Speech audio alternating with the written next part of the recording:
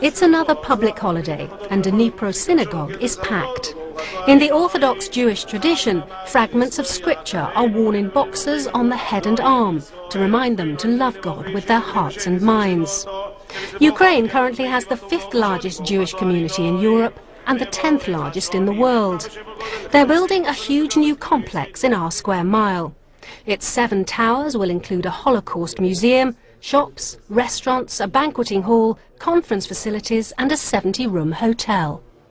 So this is the new Jewish community centre you're building. It really is absolutely massive. It's a fulfillment of our dream. We actually feel it's a real miracle because it's a very ambitious project. It's the biggest Jewish center in the world, coming a reality in the city of Dnipropetrovsk. It's supposed to create a platform for the future revival of the Jewish life here in the city and also in the region and in Ukraine at large. The history of the Jewish community in Dnipro has been a turbulent one. 200 years ago, when the city was called Yekaterinoslav, Jews settled here because it was one of the few places in Russia they were allowed to live. The community thrived, and by the 1930s, nearly half the population of the city was Jewish. Then came the horrors of the Second World War. In 1941, over 11,000 Jews who hadn't fled were murdered by the Nazis.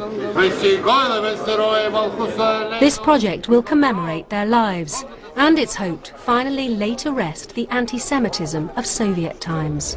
You must be very proud that it's happening here. It's huge pride for all of us. As a kid in the Soviet school, I was dreaming of running away from the nightmare of my life. There was strong anti-Semitism. It was very, very hard. You couldn't hope to enter a prestigious university.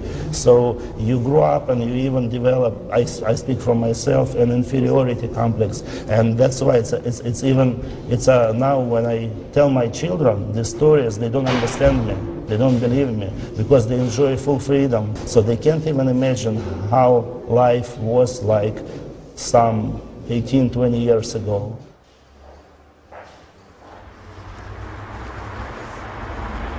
And now you're going to see this amazing reality that 3 years ago there was a dream, just the idea, and it's already, the building is standing and we are already performing finishing works. Although our guides wouldn't reveal to us the exact cost of the building, other sources have put it at $60 to $70 million. The money is said to have come mainly from 2 prominent oligarchs, both born in Dnipro and amongst the richest men in Ukraine. Let me help you because it's very, very high. You know, you're very brave. I feel very brave. From high up on the 20th floor, the views across our square mile are stunning.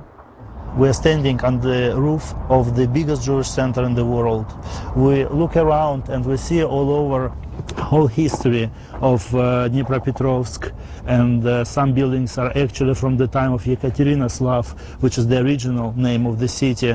You can really see the old and the modern and the Soviet, and it's quite something, isn't it? We see the old synagogue where 20 years ago just a few elderly were coming, still remembering the prayers from their childhood. And now we have an amazing, powerful, united, consolidated, strong communities. Amazing transformation. I'm about to meet a highly controversial Ukrainian VIP now, former Prime Minister Yulia Tymoshenko. Now, she's actually under house arrest on corruption charges in Kiev, but she's been allowed to fly here today, her hometown where she was born and brought up, because it's International Women's Day, and she's going to see her mum.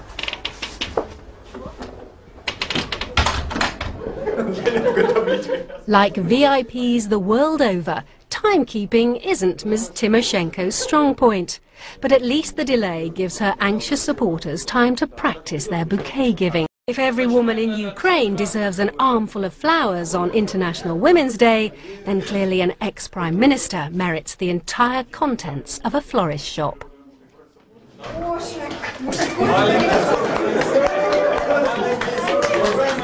Yulia Tymoshenko's whole family still lives in Dnipro, and she enjoys strong support here.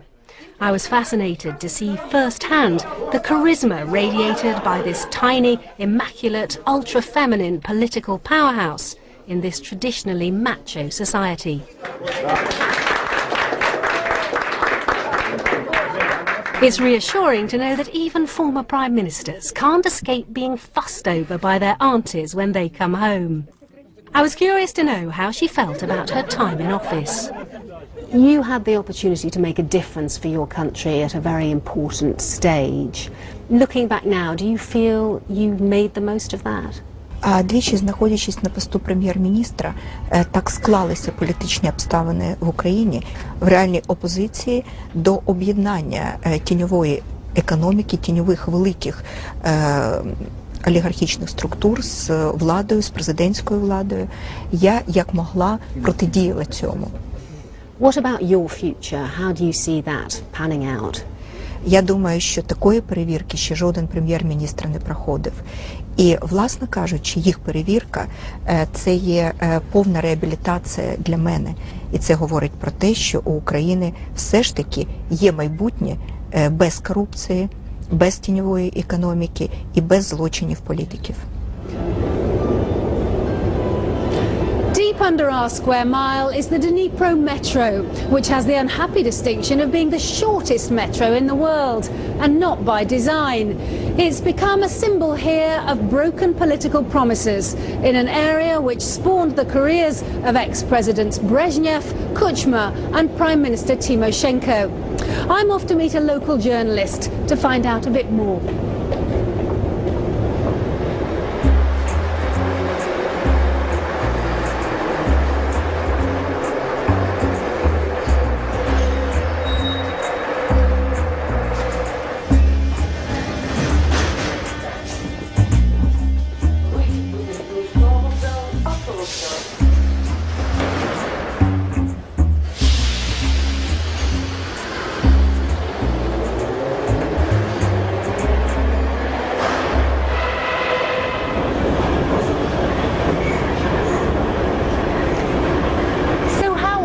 Do you travel by metro? Как часто вы едете на метро?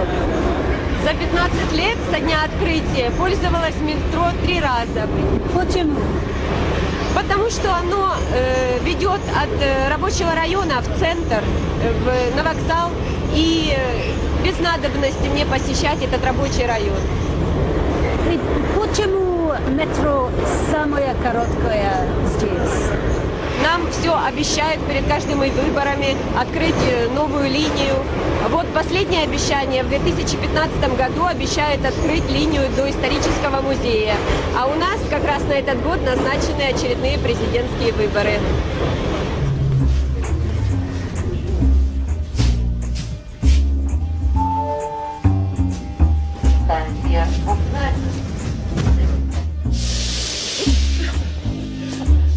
The unfinished metro is the kind of story journalists I know love to look into.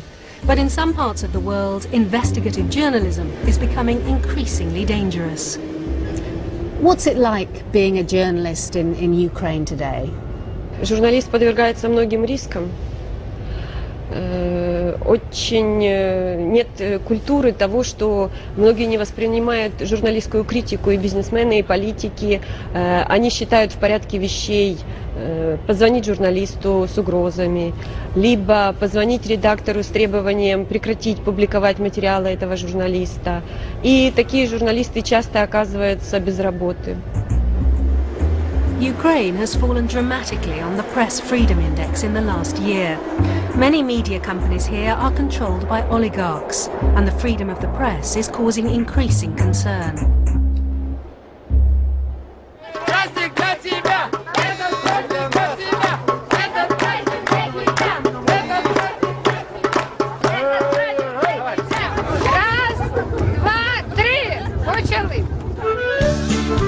In a little square near the History Museum, the locals have come out to enjoy some outdoor entertainment, and to find out just who can eat the most vareniki, Ukrainian dumplings, in the shortest possible time.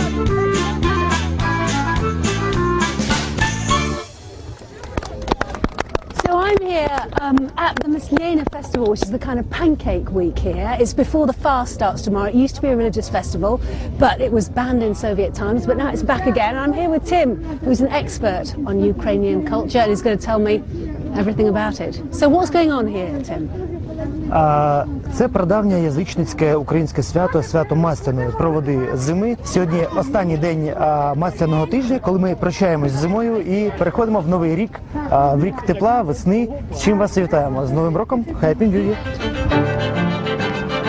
It's been a really interesting trip for me.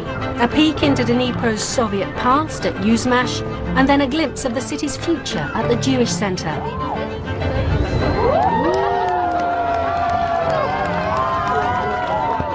And in between, the chance to hear people talk openly and freely about both the good and the bad in their lives. Something that would have been simply unthinkable just 20 years ago.